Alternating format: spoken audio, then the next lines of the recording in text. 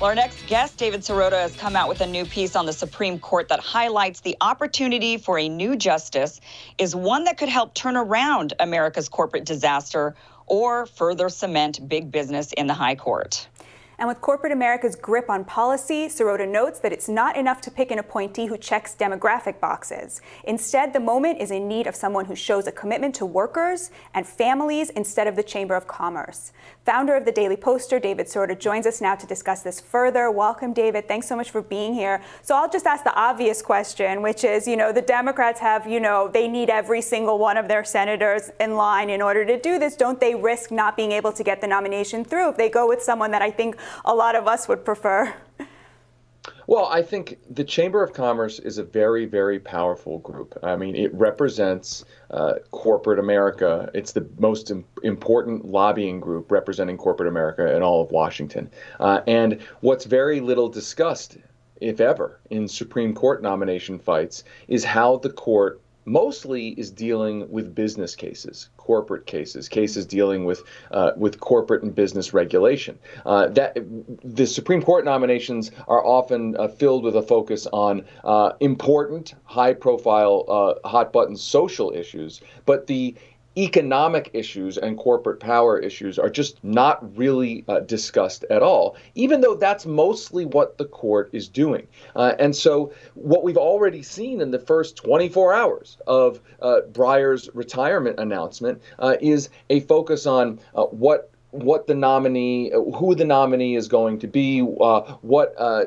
demographic group they may come from, but very little, if any, discussion about what kind of record a nominee should have on the economic issues, the corporate power issues that the court is dealing with all the time. And in our piece, we talk about Stephen Breyer's record. I mean, Stephen Breyer is known as a so-called liberal justice. He was appointed by Bill Clinton. But Stephen Breyer mostly votes with the Chamber of Commerce.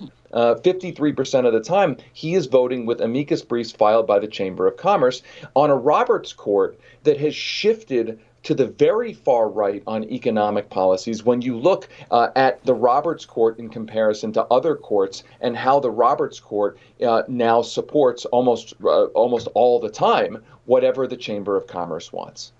Well, but that's not likely to change regardless of who Breyer gets switched with, right? Because this is going to be a 6-3 on purely ideological grounds, and there probably maybe on some court cases, maybe some economic issues, there might even be more consensus even beyond the 6-3. So how can people get excited or fired up, to pressure Biden to choose someone who might have a more difficult confirmation hearing when at the end of the day, even if you got some very far left or very progressive person, will that be one person? Well, sure, but if you have a problem, you can double down on the problem and cement it for another generation, or you can start fixing it. You can put a justice on the court that has a record of siding with workers, a justice on the court that has a record with siding with the power of law enforcement agencies that oversee the economy, like the SEC, like the Consumer Financial Protection Bureau, siding with those agencies in terms of their power to regulate corporations. And to be clear, I'm not talking about law enforcement when it comes to the police. I'm talking about the economic law enforcement agencies, right? And Steve Breyer, as an example, has been a guy who's voted with the conservative majority on limiting, for instance, the SEC's ability to crack down on corporate violators. So the point here is that you're right. Does replacing Stephen Breyer with a nominee that has a better commitment to workers, a better commitment to the climate and the environment, will that change everything overnight? No. But if you, by contrast, simply replace Stephen Breyer with another Stephen Breyer, somebody billed as liberal because they may be on left of center on social issues, but if they don't have a good economic record and a commitment to those economic issues, you're just cementing the Chamber of Commerce's court for another generation. I'm curious, David, have you looked at the shortlist?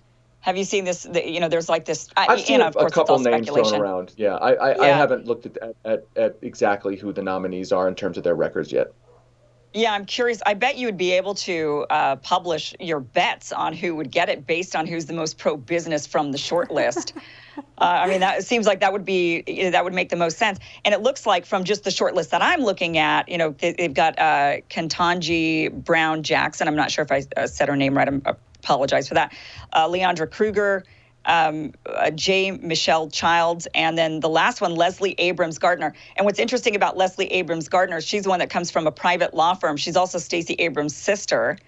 Find that interesting. But potentially was at one point a prosecutor. It'd be interesting, though, to look at these 4 women that are on this potential shortlist. And of course, I'm sure the shortlist will expand and become a bit longer. It's worth saying the Biden administration has broken from past precedent in appointing far more judges to lower courts and nominating far more judges to lower courts that come from public interest backgrounds rather than coming from a corporate background. And that is extremely encouraging. That is one of the things that really does distinguish President Biden from other past presidents. Now, I think when it comes to a Supreme Court fight, you could argue that you can get non-corporate nominees, kind of slip them through a much lower profile, lower court process. But this is the Supreme Court. And you absolutely know that the Chamber of Commerce and corporate-backed dark money groups are going to do everything they can to make sure that at the highest court that they rely on as corporate America's backstop to kill what corporate America doesn't want, that nothing is going to slip through. Now, I just want to add one quick thing here, which is that none of these issues really are at the center of the conversation at all. And that's part of the problem. Mm-hmm. I mean, we have a situation where the economic and corporate power issues that the court deals with is just not part of the conversation, to the point where you have a situation where John Roberts, who was a Chamber of Commerce lawyer in private practice before he was on the court, John Roberts has shifted the court to the very far right when it comes to past courts on economic issues. And yet he now has a 55% approval rating among Democratic voters, according to Gallup polls, because he has been, in my view, it's because he has been portrayed as a moderate in the media, a corporate media that doesn't focus on what he's actually doing on these economic issues. And that is a fundamental problem here. Yep. They know people just care about social issues, and that's what people are going to pay attention to. Well, and Biden has made I'm not even sure he's made an ideological promise about who he's appointing. His only promise has been this will be a black nominee, this will be a female nominee. His interest is in appeasing the identity politics demands of his constituency, not whatsoever any ideological demand, if that even exists or is applicable to him. Well, and I think that is one of the problems, which is to say that I think it's important. I think representation on the court is important. Who the nominee is important. Their life background, where they come from is important. But to focus only on that, without also a focus on their record, on their economic record, on what their rulings will mean, for instance, for climate policy, on a climate issue that threatens the survival of the human species. That is the problem. Now, I want to say, I think my guess is that the White House will mix all of these together, that they are looking for a nominee that checks a lot of different boxes, and I don't think you have to separate out the two. In other words, I think there are certainly plenty of well-qualified black women, for instance, who also have a good, solid record on workers' rights. But my point is that we need to be also focused on that latter part, the worker rights, the environment, the economic policies that the court is so often dealing with. Yeah. Well, thank you, David, so much for being with us. We really appreciate it. Thank you. Thanks for having me. And Batya, thank you so much for joining us this week and filling in. I've enjoyed every minute of it. Thank you for having me, Robbie. You're welcome. We'll see you guys tomorrow. Bye-bye.